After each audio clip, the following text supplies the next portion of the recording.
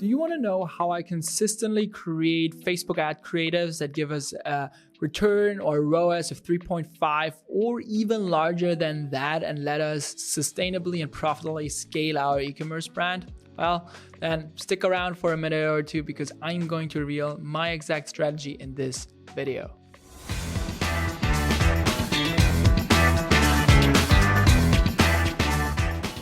Welcome back, ladies and gentlemen, to another video here on my channel. For those of you who don't know me yet, my name is Victor. On this channel, I talk about e-commerce growth, how to grow your e-commerce brand profitably with the help of Facebook ads. And in today's video, I wanted to talk about something as small as creative strategy. So creative strategy is obviously the most important part when it comes to running Facebook ads, sustainably and profitably. And creative is king, right? Media buying has pretty much become obsolete. Targeting different audiences and testing targeting options is not necessarily a thing anymore. And therefore, it is really important for you to understand how to design and create great creative that converts. Now, in the next 10 minutes, I will go through a simple 5-step framework for you to better understand and see how to create great creative that converts and brings you profitable returns on your Facebook ads. So let's start with step number 1, and that is actually establishing a feedback loop within your business. Because what a lot of brands do not really understand, what a lot of marketers do not really understand is that Facebook is ultimately a tool, right?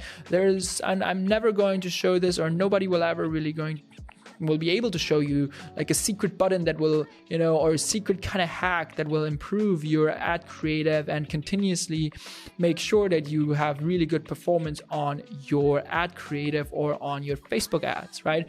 The best thing you can do for your Facebook ads and for your performance for your Facebook ads is to genuinely understand your customer and, their consumer journey and what are their directions and their desired outcomes. Therefore, the first step in order to create great ads and design great ad creatives that will yield profitable returns on your Facebook ads is to create a feedback loop within your post-purchase email sequence, for example, that goes beyond that simple, asking for a review of the product, but really talks about and gives them also an incentive to share more of their consumer journey and why they've bought with you, right?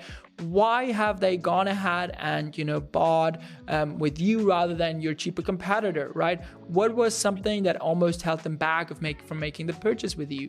What was one of the questions that they had on top of the mind when actually checking out with you and your brand, right? What is the desired outcome that that they had or that they wanted to go for when buying this product? What was the thing that really motivated them to get, to buy your product? All of those things are really important for you to understand and for you to really go through. And I, for example, really like to even go one step further and hop on one-on-one calls with previous customers of ours. Meaning, we have a review post-purchase, email sequence in place where we first ask for the product review, really simple on Yotpo, simple product review, just giving 5 stars and giving a quick comment. Then we have kind of like a type form email in place where we go ahead and say hey, you get discount for your next purchase when you fill out that customer survey, right? And then the last email is actually, hey, you will get free product if you hop on a call with one person from our team, right? And talk a little bit more about why you've decided to buy with us. So that is the first step that you really want to establish within your brand in order to make sure that you are able to properly understand your customer, craft great messaging and ad copy around this in order to attract more people that are similar to that and really also have a good overview of your creative strategy. This is your first step. The second step is with the first step, you will then eventually have, that time or that moment where you have a good amount of customer feedback, and then you want to create a buyer persona. You want to really make it, short and keep it, to less than 3 buyer personas, and really understand, okay, what are their main reasons, or what are those main buyer personas and their respective reasons or respective, objections to buy with us. You want to create those main buyer personas based off your, feedback and info. That's step number 2. So step number 3, and you want to do this for each of your 3 buyer personas at max, but I'll just focus on 1 buyer persona for this, for this video right now, for the sake of simplicity. But you then want to go ahead and take this buyer personas 3 objections that they have had or that they usually have when it comes to purchasing a product either similar to yours or actually a product that, or actually buying your product, and the one desired outcome that they have. Meaning, let's take an example for that. At in.a, right, my brand, we're going ahead and taking a look at, we have 1 buyer persona that really buys our t-shirts because of, our unique designs and that they've made by an artist, right, and really kind of that attention to detail. So that is the desired outcome. Have something that, kind of sticks out also a little bit and is not, your average design, right? It has really super crazy attention to detail and is super unique. Usually they have 3 objections, which is, kind of the longevity of the design, right? Actually the material of the design and the t-shirt, as well as kind of to use or to wear that shirt, and also, for example, to wash it, right? The washing instructions and etc. Yada, yada, yada. So those are the 3 objections and their 1 desired outcome. You want to do this obviously then for your particular buyer persona, and you want to really understand the 3 objections that your particular buyer persona and the 1 desired outcome that your buyer persona has.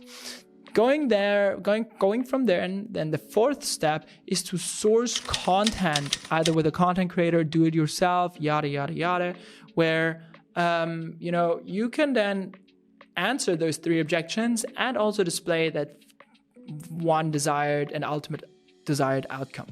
So, for example, in the case of in.a, this, for example, would be, okay, really, showcasing the unique design feature in the beginning and really, showcasing the attention to detail in the design, and then having him or her talk about, okay, like, it is super nice because it is still super bright and vibrant even after the 10th wash. I've had it for 3 months and literally been wearing it, on parties, up to family reunions, and, it was up for everything, right? And, the design is not really being, it's not destroyed. It still looks like the first day, and also it is super resistant to every wash that I'm putting it in. Something along those lines. You obviously then want to apply that to your particular product, its use piece, and your customer persona's objections. Meaning, you want to source content that particularly and proactively answers those objections and showcases and really leads to that desired outcome. Then step number 5 is overlaying that with some B-roll and some nice, cool animations, right? And making it just generally a little bit more socially native, having some bubble text here, some cool captions that maybe also convey some more information when the audio is turned off, which is the case for 80% of the people that are on Facebook and Instagram and engage with your creative. And then you have a creative that is really, really likely to perform super, super well. The reason being is not because you're the reason why it's likely to perform really well is not because you're throwing something at the wall that you personally think with your personal biases is why this looks good or whatsoever, but you have fueled this creative strategy and you fueled this particular creative with real customer feedback and data, and therefore you have actually really made sure that you have created a messaging or an angle, and you're talking about things that probably other customers that are similar to those customers also will encounter, and you've proactively overcome those objections, and you've really made sure that you're already kind of pushing them into that desired outcome pathway, if you want. So those are the 5 steps. Let's recapitulate them real quick just for you to have them all on one board. So the first step is have a feedback loop in place that goes beyond just asking for the normal customer review, asking for something more of why have you bought with us? What was holding you back before buying with us? What are the other options that you've been checking out before buying with us? That's the first step. Really understand genuinely your customer journey and their different reasons that they have bought. Secondly, create your main buyer persona from this feedback and really make sure that you have an actionable insight from this information that you're gathering from your buyers and your previous customers. Third, focus on 3 main objections as well as the 1 desired outcome that the majority of those main buyer personas had, and then go ahead and source content that particularly talks about those objections and this desired outcome, then be able to edit it into a more socially native creative and really make sure that this is in line with the general creative best practices that we've talked a lot about already in this account and on this channel, and that are generally just in line with your creative strategy and your brand guidelines. So with that being said, this is a 5-step framework that is that has proven to work so often to yield great returns on your advertising spend, and that is most likely going to really help you to reach that next level of profitability and ROAS within your account. So with that being said, if you thought that this was helpful, what I just talked about, then make sure to hit this like button right below this video. And if you want to know more about how to grow your e-commerce brand profitably and sustainably, then